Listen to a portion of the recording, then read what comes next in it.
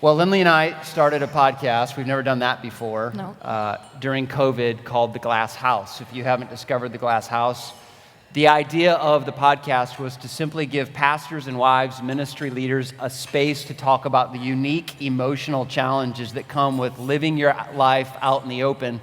And it has been pretty amazing, the feedback we've gotten, because this conversation is so relevant to where you are today. Yeah, so we're about 9 months old, kind of a baby podcast. We've released 30 episodes, and Steve, you've been on 2 of them so far and been one of the favorite guests by far. Everyone loves listening to you talk, but we also love just what wisdom you bring around the topic of anger and stress. And we know, and maybe I shouldn't say this, but there's a lot of stress around the Southern Baptist Convention right now, and so we just thought, what an opportunity to have you speak. Yeah, great to be with you guys. As a preacher, I just want your voice. He's got a great Australian voice. I've tried to mimic it. I'm told my accent buys me 30 IQ points that I do not actually have. Yeah, that's what I've been told. Yeah, just keep talking. It sounds wonderful. No. Steve actually started his ministry as a hospice or a hospital chaplain. Yeah, both, yeah. And in hospice, dealing with people in the most traumatic, devastating moments of their lives. He's written a book called Managing Leadership Anxiety.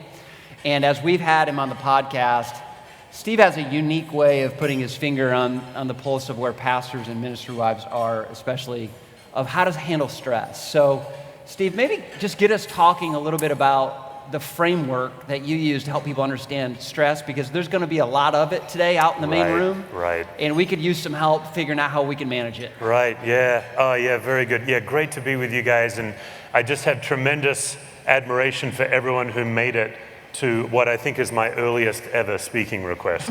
So congratulations to everybody. Yeah, that's right. Like a lot of my field, I mean, I am a local church pastor, but my specialty is helping people notice, name, and then diffuse anxiety. That's kind of what I'm most known for nowadays. And you know, when you think of anxiety, I think the problem with that word is we tend to think that it's worry and fear, but anxiety can also look like getting really angry or getting really quiet. And so it's quite sophisticated, and the challenge with the kind of anxiety I teach is that it actually, once it shows up in your life, it numbs you to its awareness. You don't actually realize that you're anxious when you're reactive. So if you can learn to notice the signs that you're getting reactive, or the signs that someone you're dealing with is getting reactive. And again, reactive doesn't just mean they're really loud. So one of the things that you could take away with you today is just to start to notice, even over these next 2 days, who's getting bigger and who's getting smaller when they're anxious. People who get bigger, they tend to interrupt, they tend to fix. Husbands are infamous for this. If your wife is pouring out her day and you're trying to give advice and you think you're being helpful, it's that you as a husband are being anxious. You're trying to get bigger than their problem. And then some others get smaller, they tend to get really quiet. And so one of the ways we've simply framed is we just teach people a very simple framework of, okay, how do you notice where the anxiety is coming from? And so what we teach is the 4 spaces of anxiety. Okay. So the first space is the space inside me. And so that's where you always begin. What's going on in me? The second space is the space between me and the other person. If you're married, if you have a kid, if you were a kid once, you know this space. You don't really need much help with this space. You just picture a marriage, for example, like one of you starts the fight, and then the other one escalates it, and then it gets a bit hot for the first person. So they kind of retreat, they need space, and then this person quotes Jesus, don't let the sun go down on your anger, right? That's how anxiety gets escalated between me and another. The third space is the space inside the other person. My take, and this is an assumption, I may be wrong, my take is a lot of what's going on right now in SBC is third space anxiety, is you are thinking about the way someone else thinks. You're trying to get your brain into someone else's brain, particularly if you have a fellow SBC brother or sister who has such a radically different version of the same set of facts. And so people like me, like I'm a people pleaser. I'm always wanting to make people happy. That's first space. So even if you wanted to do a sick social experiment, you could come up after we're done here, I'll be down the front here, and you could simply look me in the eye and say, Steve, that was very disappointing. And you'll see me get anxious in real time. Like if I've disappointed you, I'll get all kind of like, would you like some money? What can I do? Another example would be like, I feel responsible for everybody. This is not good, by the way, but and so if I see that two people are at odds with each other, I will anxiously rush in to try to make them okay. That feels like a pastor after he's just finished his sermon. He steps down and he wonders how it went. Right. He feels the anxiety of disappointment. Right. People are coming forward to talk about their life and you're repenting of your sermon in your head. Right. That would be a good example. Right, totally. That would be a good example of the four spaces at play. I'll just say one more thing about the space inside the other. You know, to get really serious, for example, if you have any kind of relationship with an addict, what's going on is you're trying to worry your way to their sobriety. You're trying to worry your way to changing another person. And then the fourth space between others. That's the space that's already going on until you showed up. A lot of preachers, particularly if you look like me, if you're a big white guy, we have dominated every room we've walked into since we were in youth group. And so what can happen is we're not aware of how we have infected a space by walking into it. So what you can do is just notice the four spaces. What's going on in me? What's going on between me and another person? Am I thinking about the way someone else thinks? And then what's going on in a group before I walk into it? And what you're trying to do is you're trying to ask yourself two questions. Where's the anxiety coming from? And who's catching it? Where's the anxiety coming from? Is it coming from me? Am I generating it? Or even more importantly, who's catching it? Oh man, this person posted this thing on Twitter. I'm now reactive. I've caught it. Because the thing about anxiety is, and particularly the field I'm in, chronic anxiety, it's the only kind of anxiety that's contagious. And the most anxious person in any room has the most power in that room, unless there's a calm leader present. You see this in Jesus of Nazareth. You see the Pharisees and the incredible anxiety, the accusations they threw at him. But because he was calm, he diffused the anxiety. But without his presence, the whole crowd gets stirred into a violent, angry mob, for example. Makes me think about marriage a lot. Yeah. You know, it's been said that you're only as happy as your saddest child. So there's always in family, right? Isn't that true? I've never In family, there's always somebody bringing anxiety into the room. I always And- heard it was you're only as happy as the husband. Really? Right. Yeah, I'm kidding. Yeah, that's right. That's not what I've heard. Yeah. Yeah, well, But like sometimes you'll bring anxiety into our home. Sometimes I come home from work, I'm bringing it into the home. Right. So how do we respond to like our spouse when they're the anxious one? Because I want to get bigger and solve the problem. That's right. You nailed it. So That's right. how do I do that better? That's a great question. Yeah, most people, and I'm sorry to say men are more prone to this than women, but most people, when we are in a situation of pain that is bigger than us, we think we're being helpful, but all we're doing is we're shrinking their pain down to a size we can control. And I learned this the hard way as a chaplain. I mean, you imagine walking into a room where somebody died, that's big. And here I am as this little 24-year-old Bible college graduate, giving advice, sometimes even quoting scripture, to be honest, because I didn't realize it was about my anxiety, not about them. So the counterintuitive move in this whole theory, if you picture, for example, I won't ask you guys to, the Mandrill kids are here in the room, but I can just say for my family, I've got 3 children and I've abandoned my shopping cart in the grocery store with each of my kids when they threw a tantrum. Okay, my oldest is 21, just last week, big tantrum. Just kidding. But when they were toddlers, right? Like they want Cheetos, I won't give them Cheetos, and the only power move a toddler has is a tantrum, and then he throws it. What's going on in that moment is I'm catching his anxiety. That's second space between him and me, but it's infecting first space, the way I see myself as a parent. I read those stupid Christian parenting books that say first time obedience, and I say I must be a failure as a parent, and now I'm flooded. Now I'm infected. This is all happening in a microsecond. Meanwhile, the other parents, my kids are screaming in the grocery aisle. The other parents are walking around praying the prayer of Luke chapter 18. Thank you, Jesus, I'm not like that parent, a sinner, right? That's what's going on. Now, my tendency is to anxiously relax my child. Calm down. Calm down, but I'm saying it, I'm reactive. The counterintuitive move is you have to pause and you have to pay attention to first base. What's going on in me right now? And it only takes, what's crazy, Ben, is it only takes 30 seconds to a minute. This is not a technical thing. But whether it's a marriage, whatever the situation, if you can learn to notice when you've caught it, that's the biggest challenge. And so there's my child having a fit, I'm catching it, or maybe my wife and I are in conflict, I'm catching it. If rather than anxiously try to take care of her, or we'll get to this a little later, but some ways of thinking, if I can first take my own pulse, if I can first put the oxygen mask on my own face. Now the problem is pastors and anybody in the caring vocations are the worst at this. We are so others focused, we're so mission focused, we're not aware of ourselves. And we also, we believe with gospel that it's selfish to be aware of ourselves. What I learned as a chaplain is I cannot help I cannot love another person if I'm not aware of what's going on in me. So pausing is the first thing you do, and then you take inventory of yourself. It's the prayer of Psalm 139. Lord, you search me and you know me. And it only takes about 30 seconds. You'll calm down, and then you will infect the anxious person. But more importantly, Ben, even if your child or spouse or congregant doesn't calm down, you don't need them to calm down anymore. You can be calm.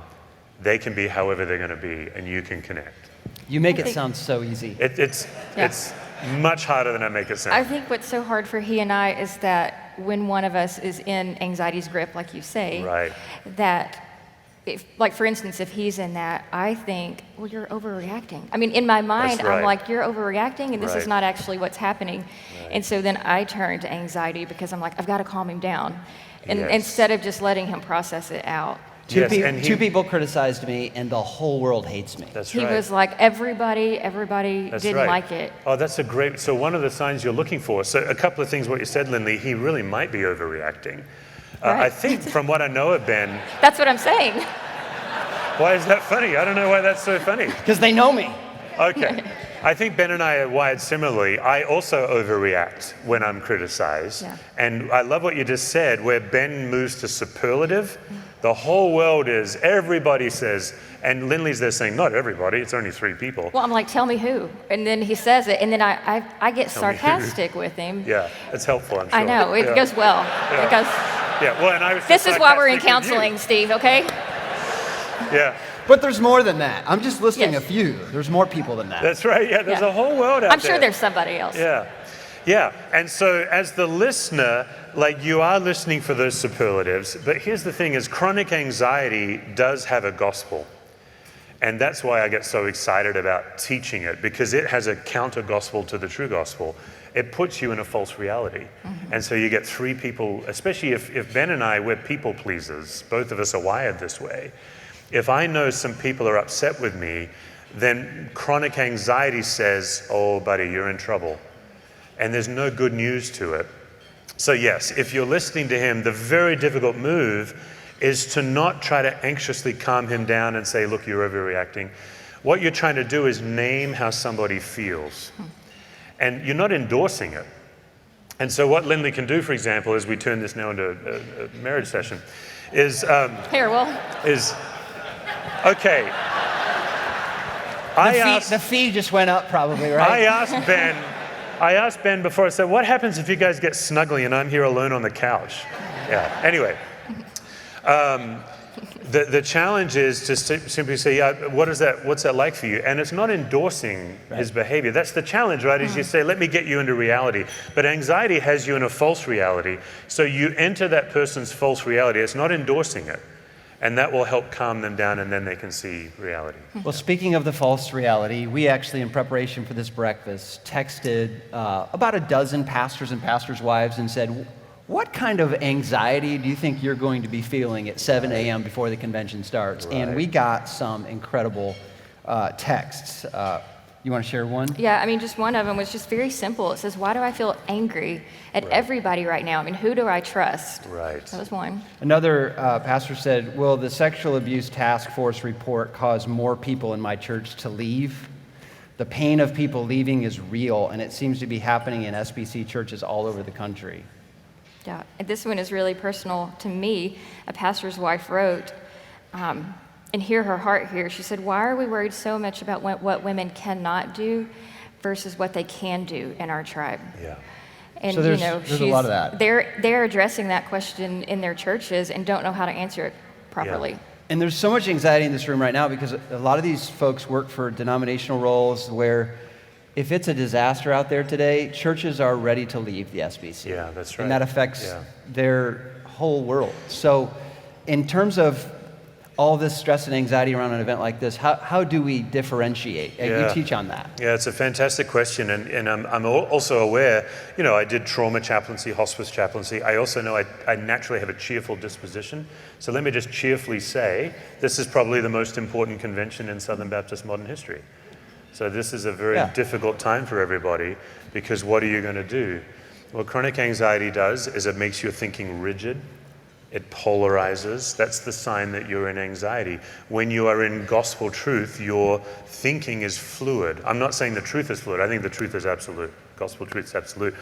But what we tend to do is we tend to demonize, polarize. That's the evidence that not just a person is anxious, but a system of people are anxious.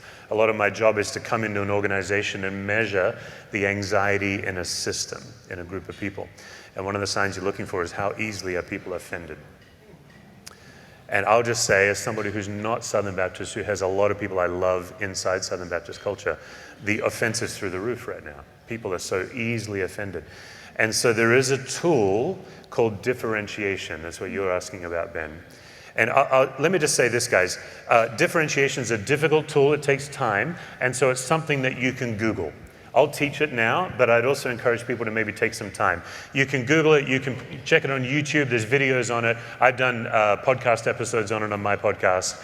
A differentiation of self is what it's called. And it's the simple and very difficult, but it's the simple idea of learning not to spread anxiety, which means you're noticing when you're getting flooded and you're interrupting that, while at the same time learning to not catch the anxiety coming at you, while working on being emotionally connected to the person whose anxiety is coming at you. That sounds really easy. There's 2 more steps.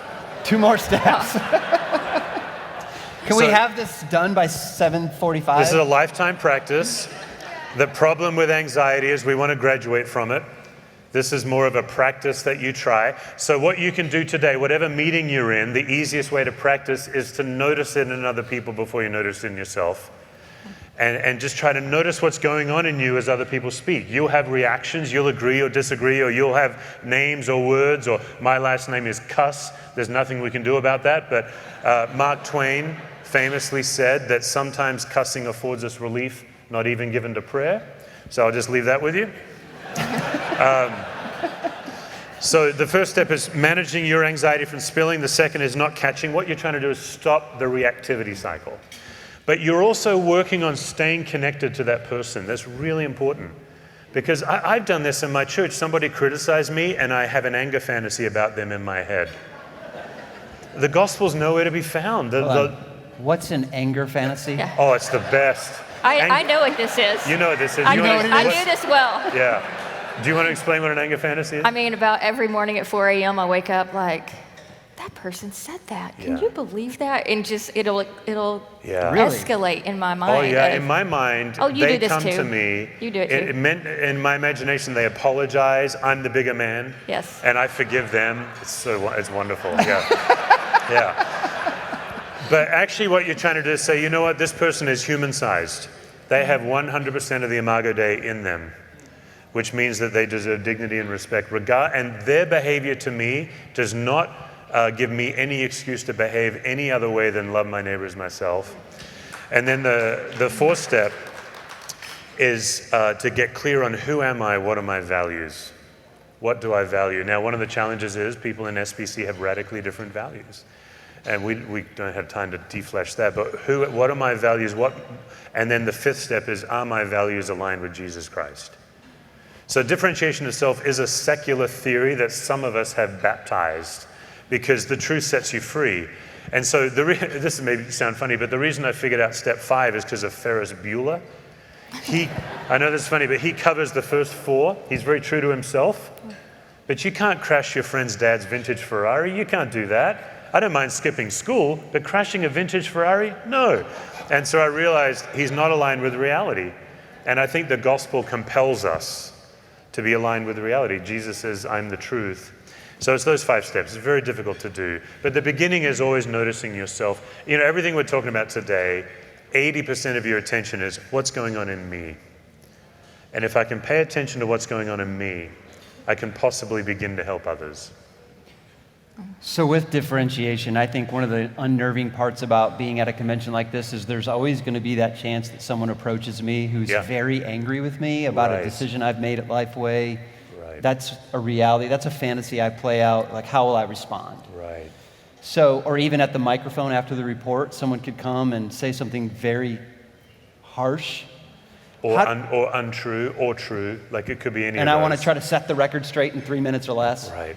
How do you, in that moment when someone's intense, differentiate? Like, walk us through that process. That's a great question, Ben, because this question is a really good question that deserves more time, because sometimes if somebody is intense and it's based on justice, and they feel like a strong sense of justice, like Lynley, that's one of your core values, then the calmer you get, the angrier they get. And it's like a seesaw, because they feel like you're not taking me seriously. So they want you to get angry.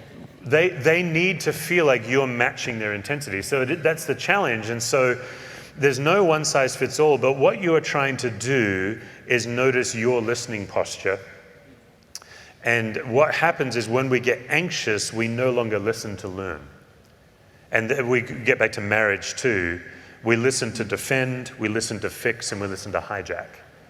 And so even at the microphone, and all of you guys could watch Ben tomorrow, right, is when this happens? Yeah. Or maybe some of you might get up to the mic and help him practice. You could ask him come to the mic and ask a really nice question. Difficult, really difficult question is what I was going to say. And let him, and give him the gift of practice. But what Ben is doing is he is trying to notice when he's no longer listening to learn. And so Lynley's early example, when she's like, oh, he's overreacting, she's now not listening to learn. She's moved too quickly. Ben's anxiety was not ready for reality yet. And so and I'll just say, Ben, it's very hard to do in the moment, and it's very hard to do in a public setting, where, like, truly, as much as I'm teasing you, tomorrow, I don't envy you at all. You have to stand up and represent yourself and Lifeway and the Lord in a public setting. That's one of the hardest settings to do it. But I think what you are trying to do is notice your listening posture. And what I typically do in a private setting is name to the person when I've stopped listening. And that disarms them. If I'm getting reactive, I'll say to the person, hey, I'm sorry to interrupt.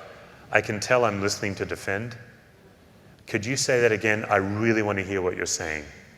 And most people will calm down because they want to connect. Yeah. And then the other thing, just in a big picture, some homework you can do, I'll just throw out 3 more things, is one of the ways you can practice differentiation is you guys could do this right now, is you get out a document and make 3 columns, and the 3 columns is mine, theirs, and God's. And the question is, what's mine to carry? Because what chronic anxiety does is it's trying to get you to carry something that God has not asked you to carry. What is mine to carry? What is God's to carry? What is theirs to carry? So if I were Ben, what I would be doing between now and tomorrow afternoon is I would be using that as a prayer. Okay, when I get up to that microphone, Lord, what's mine to carry?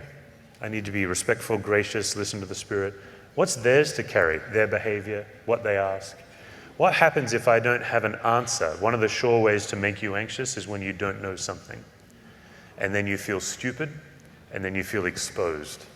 But if I know that going into the microphone, I can relax. And then the other tool I use is if I'm Ben, I'm walking to that microphone, because chronic anxiety has a gospel that says, Ben, it's all on you. Don't screw up, buddy. But Jesus says, no, I'm there. I'm with you. You're not alone. And so I use this when I'm preaching, which is not quite the same pressure you'll be under tomorrow. When I'm walking up to that pulpit, I'm saying, okay, I'm entering the presence where God's already at work. When I walk up to that microphone tomorrow, God's already at work. And it's not on me. It's on me to respond to God, to try to connect to God. I make that sound cheerfully much easier than it really is. It's not you at the microphone. You can keep talking. I might come. You might come. Yeah. We wanted to talk a little bit about power Yeah. and how responsibility and power play out. Yeah, I mean, we sent you a list of those questions. Yeah, it was arresting to read those responses. There was a lot of them. Yeah. And so I want to read this word for word for you of the one that we asked you to talk about when it comes to power and responsibility. A pastor wrote, if previous leaders in the convention have been involved in or sought to cover up inappropriate behavior, are current leaders doing the same? And then can those in authority be trusted? We got several very similar to that. That's right. And I think every pastor or ministry leader feels it right now, just a sense of skepticism towards people in People in authority. leadership, right. And it's hard to know how to handle these moments. Right, that's right. Yeah, so we need to talk about power and responsibility, and then we'll also talk about a thing called same species syndrome, which is what a lot of pastors are facing because you're a Southern Baptist pastor, and you might be a person of great integrity, but other Southern Baptist leaders have covered up truth. Therefore, you are the same species as they are, therefore you're suspect. So people are coming at you, and this is probably what you'll experience too, Ben, right, tomorrow. People will come at Ben, who's a man of integrity, with high suspicion because you're also a species of Southern Baptist leader. So I don't have any great advice for that except just to be aware Super encouraging. that that's a Thanks. added dynamic. It does help to take it less personally. That's what I found. When I can take anxiety less personally, I can love the person better. But the power responsibility imbalance, that's what you guys are talking about here. There are people, if people have great power and are not responsible or they don't hold responsibility, then they act irresponsible. And so then they're the one generating the anxiety and everybody else is catching it. And when somebody generates anxiety but they're not carrying it, it's sick. That's a systemic sickness. So what we do, this is called systems theory, we're less interested in the individual, we're always looking at relational dynamics. So one of the things you can ask yourself with these dynamics is, who's generating the anxiety and are they carrying it? And if they're not, then they've got all the power and no responsibility. In the converse, some people have all responsibility, like these questions. These are people feeling extremely responsible for something they did not do, but they don't have much power. And as long as you have a responsibility power imbalance, you will always feel anxious. So I don't mean to give us bad news, but that's just the reality. If you are swimming in the waters where you are responsible with not much power, you can just count on having anxiety. And so that just helps you a little bit, just to realize, okay, this is the situation we're in. But chronic anxiety is trying to get you to go to Disney World, Disneyland as quick as you can. But the gospel gives you the power to enter into this profound pain that you guys are in right now. That's the good news, is God is in it, God's at work. There are so many amazing Baptist churches. This is what's true. Proclaiming the gospel, setting people free. That's what's true. And that means that you have the power. Greater is he that is in you than he that is in the world. So one of the things you can do is, figure out as the decisions are being made, votes are being cast, and some sort of politicking is going on, who's generating anxiety? Is what they are saying true? Who's catching it? And then oftentimes if you're feeling responsible but you don't have power, then you have to figure out because divine power always sets free and worldly power always oppresses. And that's just another way you can look at the people who have power. Some of the Southern Baptist leaders, I don't know very many of these people personally, so I'm not, if you're wondering if I have some secret agenda, I don't know who I'm talking about. I only know what I'm talking about. Does that make sense? It's a very arrogant thing to say, isn't it? But I hope that makes sense. So I don't have names in my head, but if people are using power to push down, cover up, hide, obfuscate, they're generating the anxiety. If people are using power to set free, release, bring marginalized into the center of power, they're using gospel power, I'd say that. Yeah. When we mentioned the question about why don't we talk about what women can do? Oh, You like that one? we're going to go there? I do think there's a sense. I feel everything in the room. I'm a high feeler. I'm having so much fun right now. I'm about to. Good. No, I'm kidding. It's such an important issue. Our daughter is here. Yeah. She's 18 years old, trying to ask herself the question, can she fit inside the SBC? Yeah. A lot of women feel like they have responsibility but no power. Yes, that's right. How do we encourage our sisters in Christ who feel called to be a part of leadership, but sometimes don't feel like they have power? Yeah. How do we keep that conversation going in a healthy way? Yes, I would love to answer, and then I'd love to ask Lynley what you think too. I think that'd be fantastic. That's dangerous. This is unscripted. Yeah. Yeah, we're going off script here now. What script? I'm kidding. Yeah. I think as a general rule, gospel power releases. So I think it would be unhelpful to get into theological arguments right now in a couple of minutes. But if you just think of the big idea that gospel power releases people into ministry, then the people with the power are obligated to make room and space. And so what it looks like is a guy like me, the problem when you have power is oftentimes you don't know what it's like. You don't know. And so what you're seeing in some leaders whose hypocrisy or secret sin is being exposed, their power is being reinforced so long they don't know what it's like to be human-sized. And that's why I think they're covering up and lying, because they've never not had power. And so the gift is we can listen to our sisters. The other gift is we can listen to people of color. Because when you are white, you tend to not realize how much power you have. And when you listen to people who are not like you and then make space, I would just look at your organization and say, is it a token woman or is it a body of Christ? And I'll leave it there and turn it on Lynley and see what Lynley wants to say. I think what's just hard is in raising an 18-year-old daughter. I mean, she is examining. I think what we're missing is wondering what the next generation is feeling, and we're raising strong women, young women, and intentionally or not, they're growing up in the Me Too movement. Right. And so I think what's really hard is that, we exalt women who in our homes and creating space for, I'll just say for our family personally, when we are in touch with our neighbors, when we're having people into our home, when we're evangelizing, like I'm the one organizing that. I'm cooking, I'm having them in our home, I'm inviting them, all that kind of stuff. And so what feels really hard to me is that I have no desire to preach a sermon on a stage, but I think in most situations, women are in charge of hospitality, and why are we not bringing them into the room more to do that in our churches? Like, that's a really hard burden for me, because I'm like, we can do that, and we can create. I'm not saying it clear. What are you saying? I'm feeling anxious, so I'm interrupting you. Okay. I'm gonna get him in trouble. So that is exactly what happened. But also, easy for you guys to laugh. Ben's the one on the couch, and I just want to acknowledge that was really well done. Thank you. What Ben did. I was aware of the space was he inside interrupted, and then he's like, "Oh, hey." So that's actually, you modeled well Thanks, naming babe. it. Sorry. He's nervous. Oh, I'm sure. I'm speaking too freely. We are talking about a very volatile subject. Yes. In a room full of people, I don't know everybody.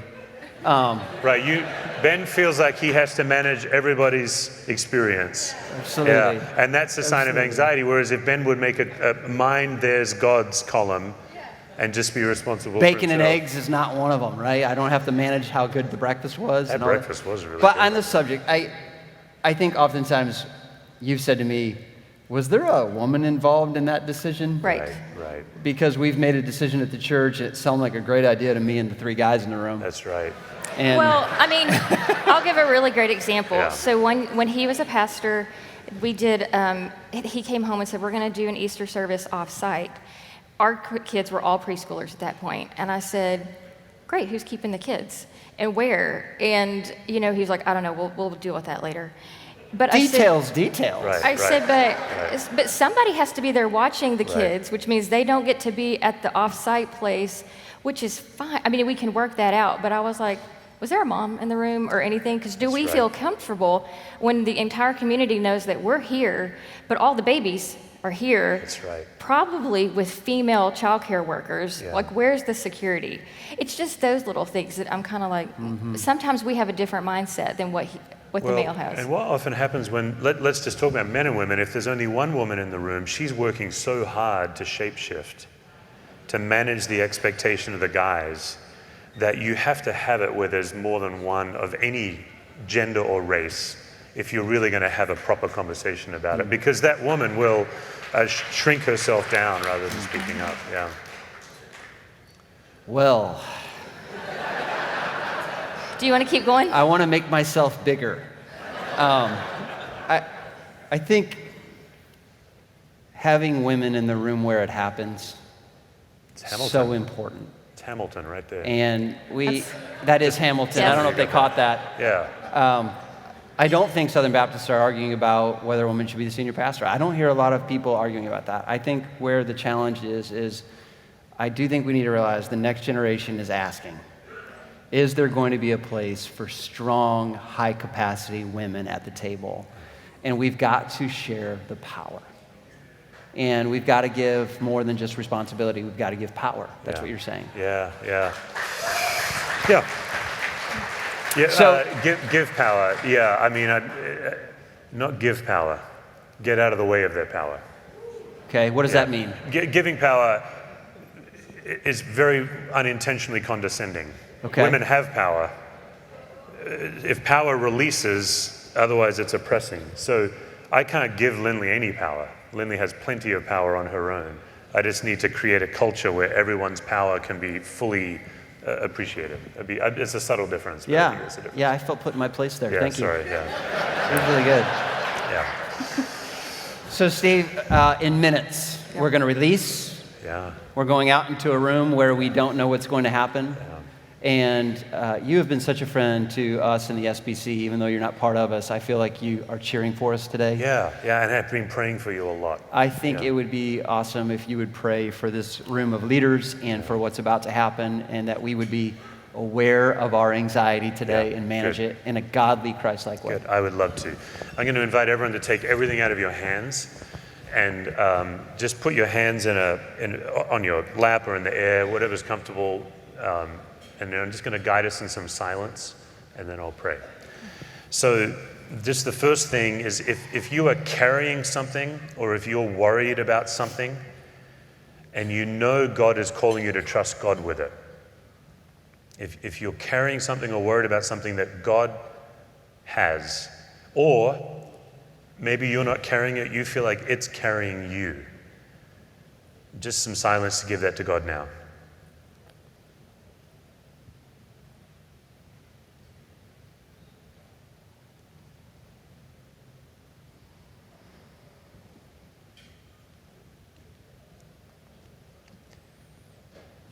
And just in the quiet, I'm going to invite you to take a deeper than normal breath.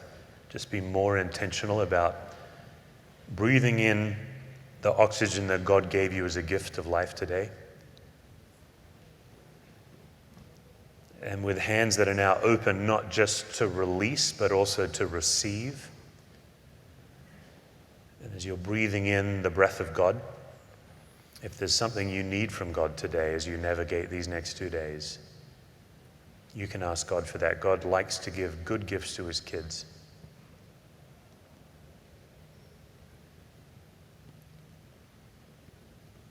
Heavenly Father, your mercies are new every morning. We wake up, and this morning, frankly, woke up very early to new mercies. And it's not like you almost ran low on mercies last night, but today is a fresh stack of mercies. Thank you for that. And thank you, Lord, that we wake up every day to your great faithfulness. Great is your faithfulness, O God.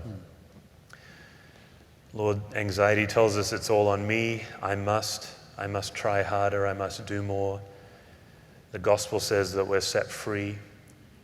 Jesus says that his burden is light and his yoke is easy. And some days it feels like that's not true, but it is true. So, Lord, I pray for these next 2 days that we would see where you're at work. We would recognize truth because it releases. Lord, that we would have courage to speak what we need to say. that we connect well to each other, but most of all, Lord, that when we walk into these ballrooms and conference rooms and hallways, that we would remember we're entering a place where you are sovereign King. We pray in Jesus' name. Amen. Amen. Can you join me in thanking Steve Cuss? Thank you, Steve. Thank you so much. Yeah,